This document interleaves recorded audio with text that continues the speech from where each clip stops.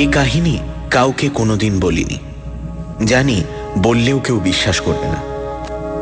আমার নিজেরই মাঝে মাঝে সন্দেহ হয় ব্যাপারটা আদৌ ঘটেছিল কিনা। যখন হাতে কোনো কাজ থাকে না, বারান্দায় বেতের চেয়ার পেতে চুপচাপ বসে বসে কলকাতার ঘনায়মান সন্ধ্যার দিকে চেয়ে থাকি।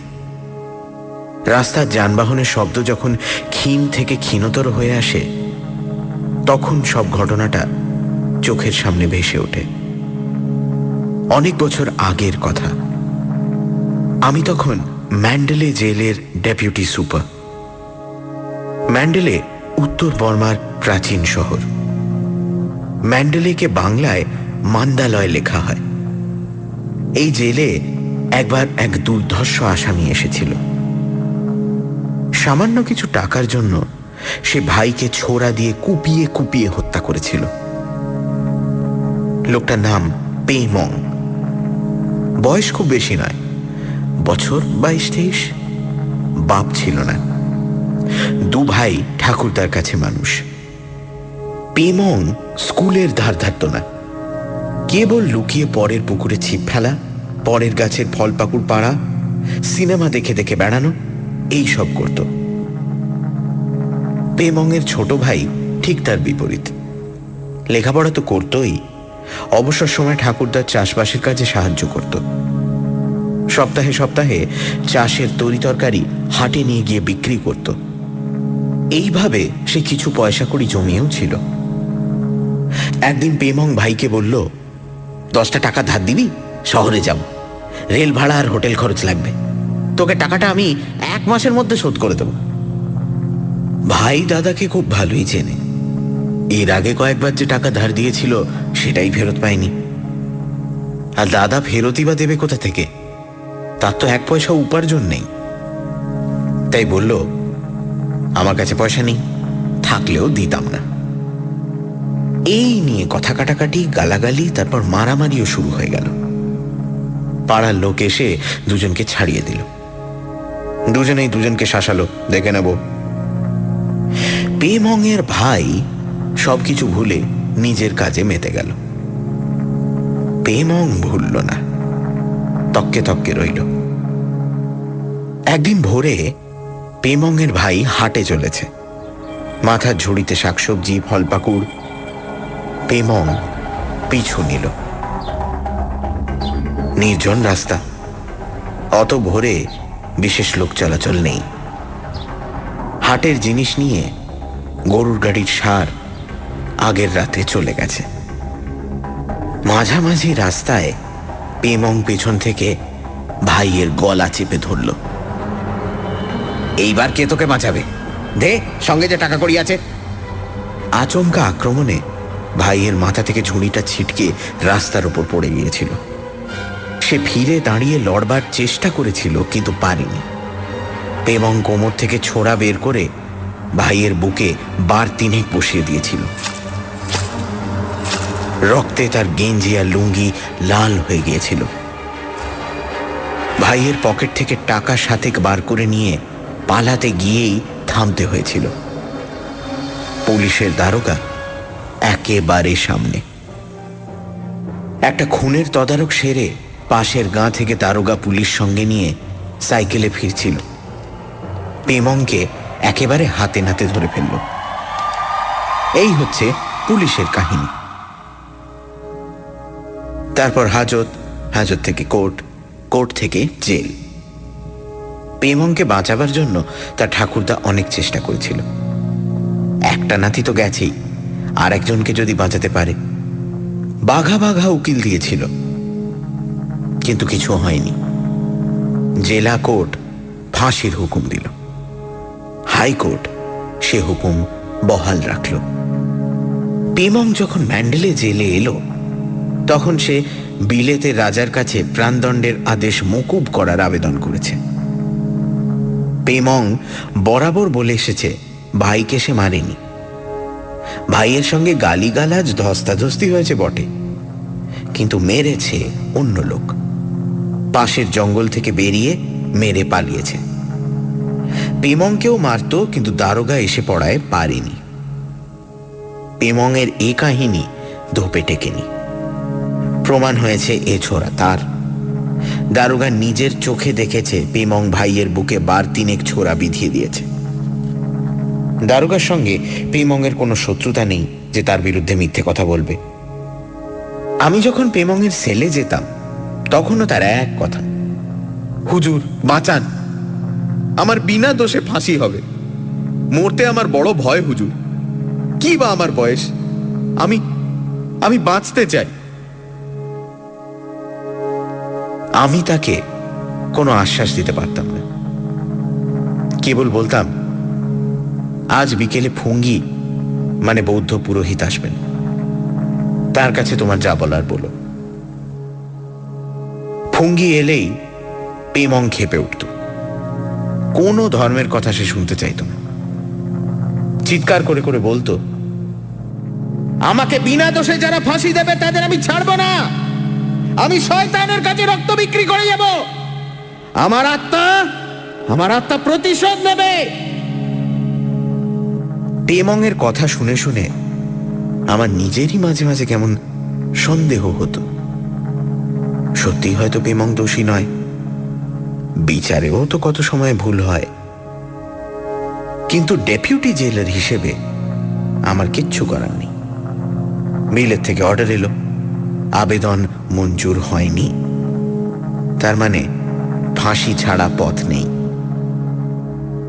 খবরটা পেমংকে জানিয়ে দেওয়া হলো। কিছুক্ষণ গড়াত ধরে আমার দিকে শূন্য দৃষ্টিতে চেয়ে থেকে হঠাৎ একটা অব্যক্ত আর্তনাদ করে সে মেঝের ওপর লুটিয়ে পড়ল।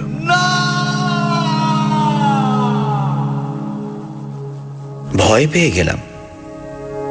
অনেক দুর্ধর্ষ আসামিও ফাঁসির হুকুম শুনে জ্ঞানহারা হয়ে যায় কিংবা রীতিমতো অসুস্থ। ফাঁসির আসামিদের খুব সাবধানে রাখা হয় যাতে তারা আইনকে ফাঁকি দিয়ে আত্মহত্যা না করতে পারে। তাদের সেলের চার দেয়াল খড় দিয়ে নরম করে দেওয়া হয় যাতে আসামি দেয়ালে মাথা ঠুকে না মরতে পারে। রোজ ডাক্তার এসে স্বাস্থ্য পরীক্ষা করে। খাওয়া দাওয়ার খুব তরিবত। খবর শোনার পর থেকে পেমং একেবারে বদলে গেল। চুপচাপ বসে থাকে, দিন রাত বিড়বিড় করে কি বলে। ভঙ্গি কাছে এলে তাকে গালিগালাজ করে তাড়িয়ে দেয়।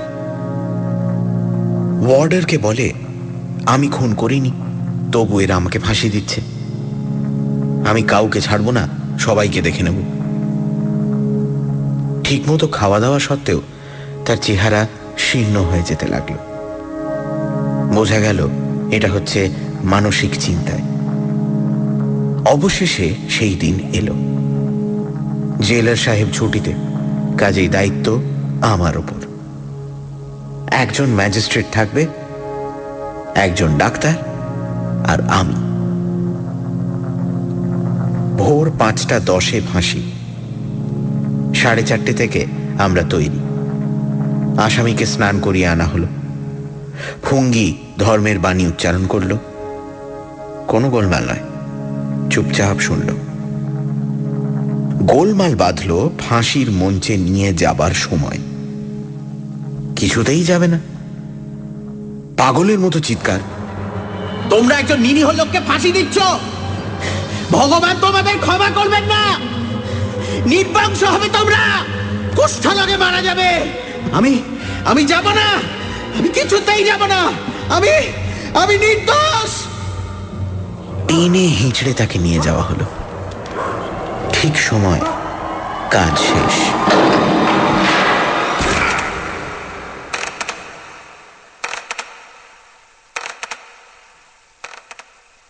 কালো কাপড়ে ঢাকা দেহটা থরথর করে কেঁপে উঠেই নিস্পন্দ হয়ে গেল চিরদিনের জন্য। একটা মানুষের আকৃতি, প্রতিরোধ সব শেষ হয়ে গেল। এর দিন দুয়েক পরেই ব্যাপারটা ঘটল। সানডে সাসপেন্স, শুধুমাত্র রেডিও মির্চি 98.3 FM এ। It's hot. গল্পের পরবর্তী অংশ। ব্রেকের পর।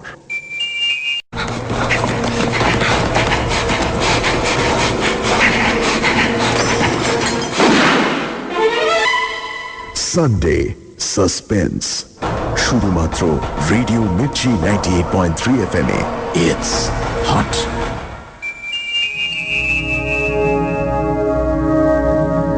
সানডে সাসপেন্সে এই সপ্তাহে ফাঁসির আসামি। লেখক ছিলেন বার্মার ম্যান্ডেলে জেলের ডেপুটি সুপার। সেই জেলে এক আসামি এসেছিল যে নাকি নিজের ভাইকে নৃশংসভাবে খুন করে। পেমং নামে অল্প বয়সী এই ছেলেটি প্রথম থেকেই বলে এসেছিল সে নির্দোষ। লেখকের কাছেও পেমং বহুবার আবেদন করেছে, চিৎকার করে বলে বিনা দোষে তার ফাঁসি হতে চলেছে, তার আত্মা প্রতিশোধ নেবে। ফাঁসি হবার ঠিক আগের মুহূর্তে সে পাগলের মতো চিৎকার করে বলে, একজন নির্দোষ লোককে ফাঁসি দিচ্ছ, ভগবান তোমাদের ক্ষমা করবে না। তারপর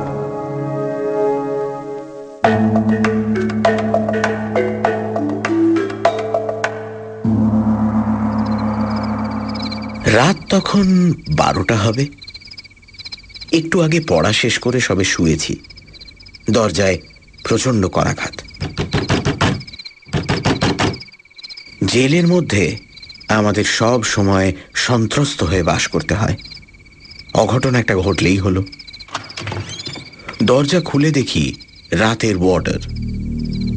দুটো চোখ বিস্ফারিত, উত্তেজনায় প্রশস্ত বুক ওঠানামা করছে। শীতের রাত, কিন্তু সারা মুখ ঘর্মাক্ত। কি হলো? হুজুর, হুজুর পেমং। কে? পেমং হুজুর, যার ফাঁসি হয়ে গেল। ধমক দিয়ে উঠলাম। কি নেশা ভাঙ করেছো নাকি?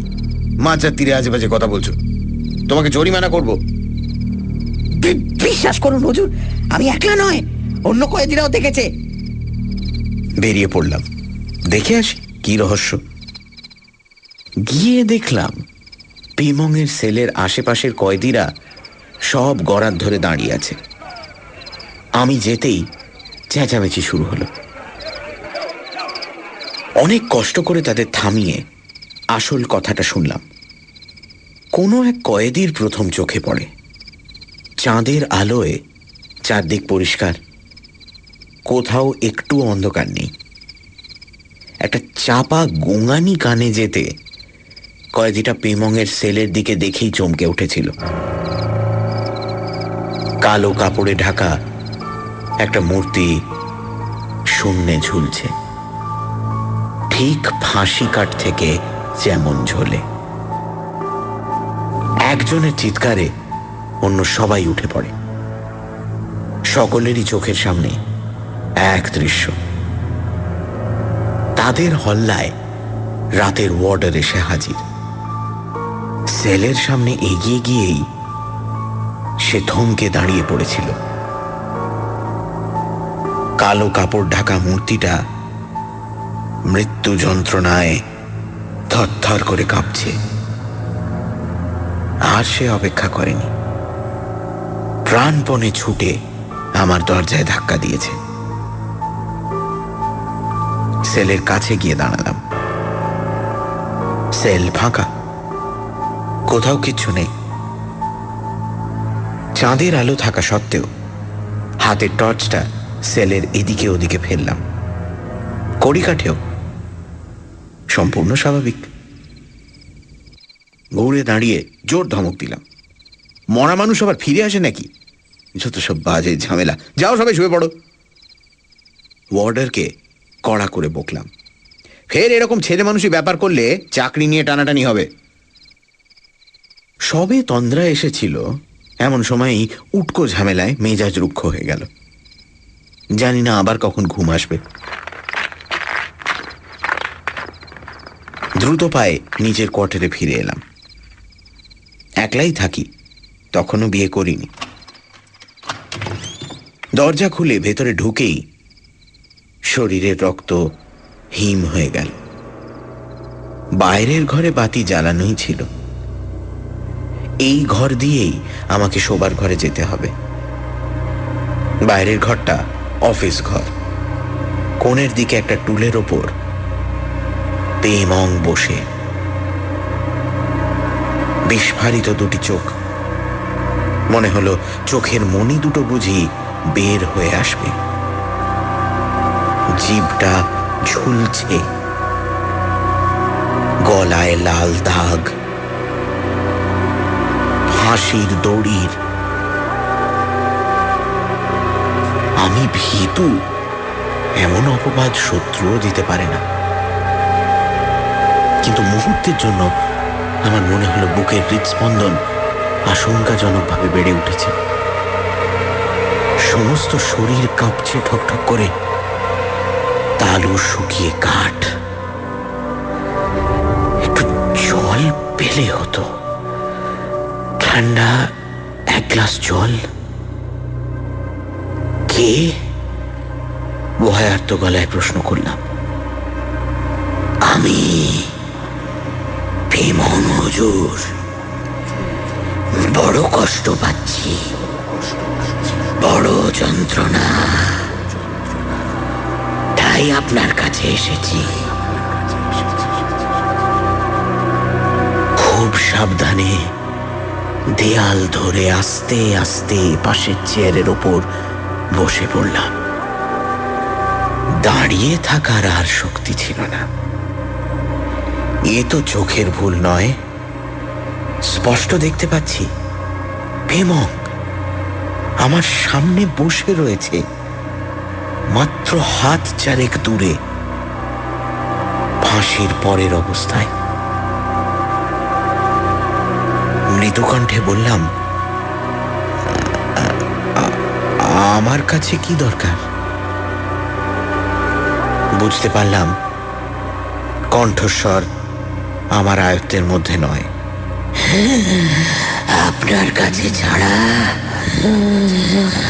আর কার কাছে আসবো হুজুর? যা কিছু বলার আপনার কাছেই তো বলে এসেছি। কি বলবার আছে বলো। আমি নির্দোষ হুজুর, এই খুন আমি করিনি। এখন আর এসব কথা বলে লাভ কি? তোমার তো যা হবার হয়ে গেছে। আছে হুজুর, পরকাল আছে, সেখানে আমি শান্তি পাচ্ছি না। কি উত্তর দেব? চুপ করে রইলাম। পেমংই বলতে লাগলো, সেদিন ভাইকে খুন করতে আমি চাইনি হুজুর। পেছন থেকে তার উপর ঝাঁপিয়ে পড়ে তার টাকা পয়সা কেড়ে নিতে চেয়েছিলাম।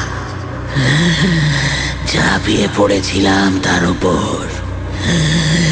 দুজনে রাস্তার ওপর যখন গড়াগড়ি খাচ্ছি, তখন পাশের ঝোপ থেকে একজন লাফিয়ে বের হলো।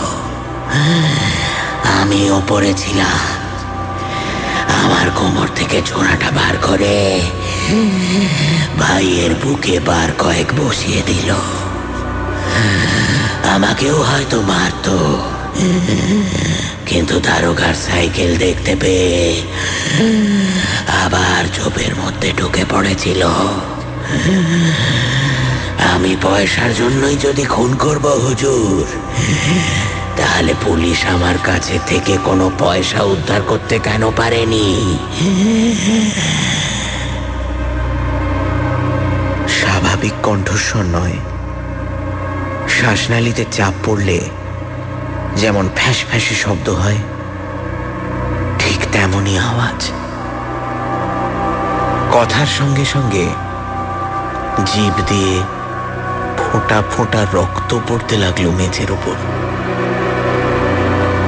ঠিক আছে, আমি তোমার কথা বিশ্বাস করলাম, পেমংয়ের বীভৎস রক্তাক্ত মুখে হাসি ফুটে উঠল।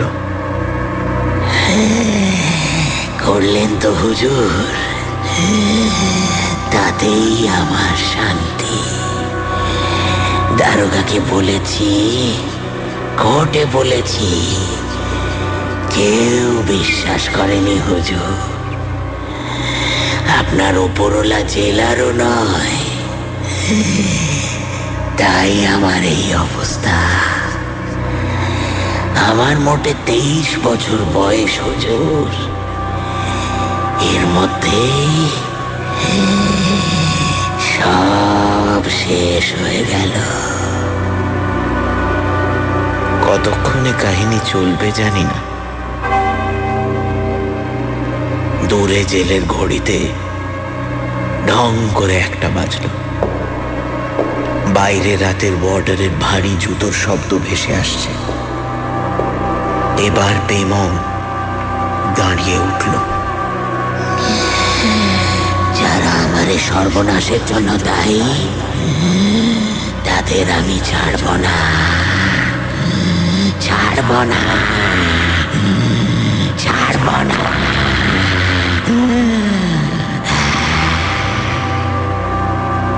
বুকটা দুপ দুপ করে উঠল। তার চরম অবস্থার জন্য পেমং কি আমাকেও দায়ী করছে? আমার ওপরও প্রতিশোধ নেবে? বেশ বুঝতে পারলাম, ঘাড় পিঠ ঘামে একেবারে ভিজে গেছে। রুমাল বার করে ঘাম মুছবো, সে শক্তিও যেন হারিয়ে ফেলেছি। হঠাৎ ঘরের মধ্যে কনকনে ঠান্ডা হাওয়া। বাইরে বরফ পড়লে যেমন হয়, সমস্ত শরীর কেঁপে উঠল। কুণ্ডলি পাকানো ধোঁয়া। ধোঁয়াটা সরে যেতেই দেখলাম পেমং নেই, চেয়ার খালি।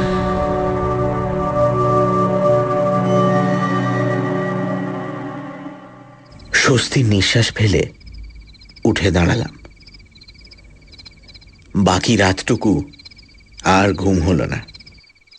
এপাশ ওপাশ করলাম, চোখ বন্ধ করলেই পেমংয়ের বীভৎস রক্তাক্ত মূর্তি ভেসে ওঠে।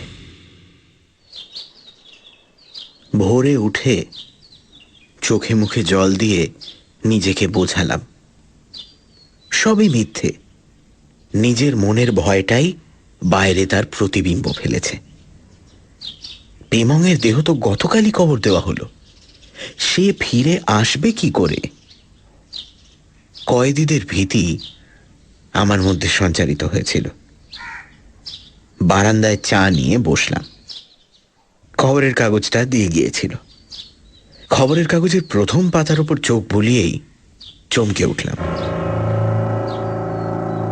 জেলা জাজ বেকার নিহত। গত রাত্রে শয়নকক্ষে বেকারকে মৃত অবস্থায় পাওয়া গিয়েছে। তার কণ্ঠনালী ছিন্ন। আশ্চর্যের বিষয়, বাড়ির কোনো জিনিসপত্র চুরি যায়নি। পুলিশ এই রহস্যজনক হত্যাকাণ্ডের কিনারা করতে সর্বশক্তি নিয়োজিত করেছে। মিস্টার বেকারের এজলাসে পেমংয়ের বিচার হয়েছিল। গতকাল রাত্রেই তো পেমং প্রতিশোধ নেবার কথা বলে গিয়েছিল। সব ব্যাপারটা কেমন গোলমাল হয়ে গেল।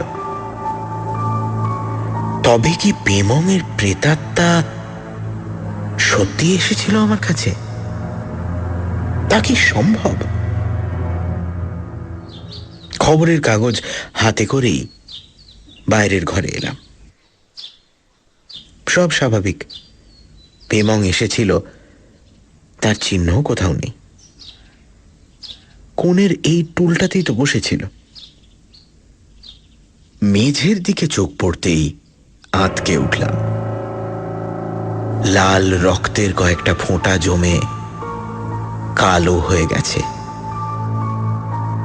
পেমংয়ের জিভ থেকে এই রক্ত ঝরেছিল। ফাঁসির পর এরকম রক্তই তো বের হয়।